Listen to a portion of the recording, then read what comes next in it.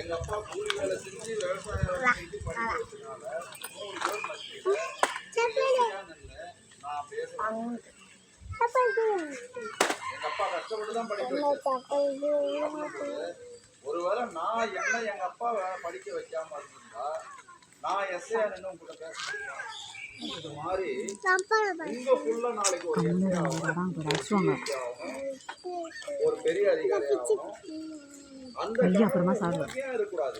அப்பா அம்மா வந்து எந்த ஒரு அப்பா அம்மாவை வந்து எதனா ஒரு அரசாங்க உத்தியோகம் போடணும், எதனா ஒரு கவர்மெண்ட் உத்தியோகம் போடலாம் பரவாயில்ல. நல்ல கம்பெனி போடணும்.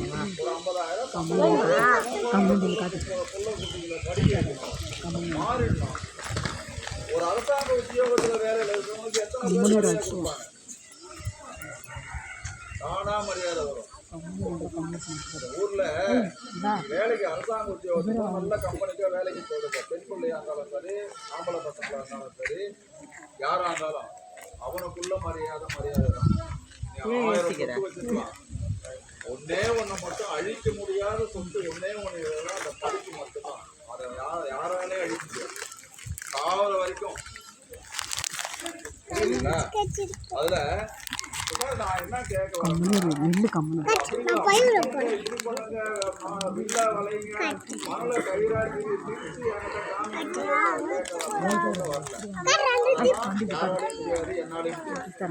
யாராலையும் முடியாது. சரிங்களா? தயவு பண்ணி குழந்தைகளை படிக்க வைங்க.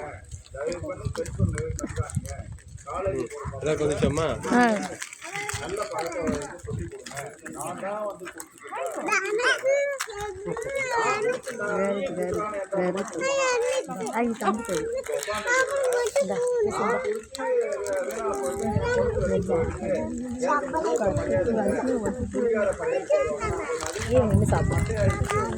சப்பல் கீழே போடக்கூடாது.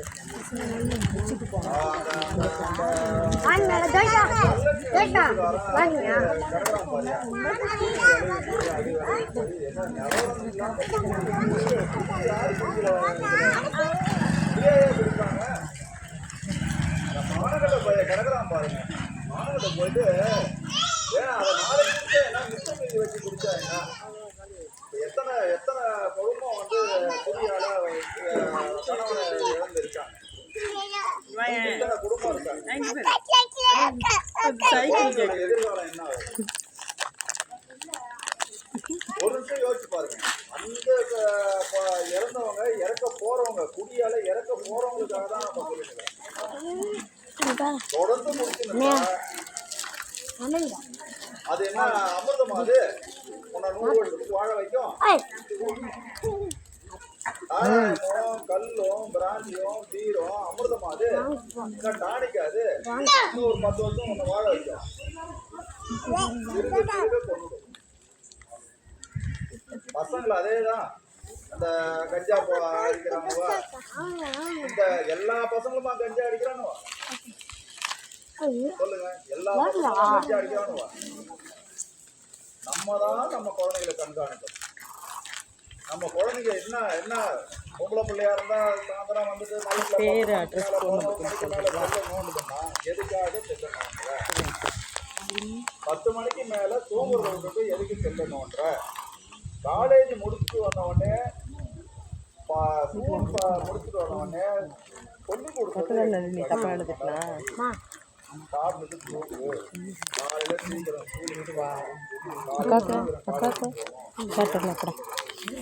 நம்ம குழந்தை தானே, நம்ம குழந்தைக்கு தானே சொல்றோம். நம்ம குழந்தைக்கு நல்லது தானே சொல்றோம்.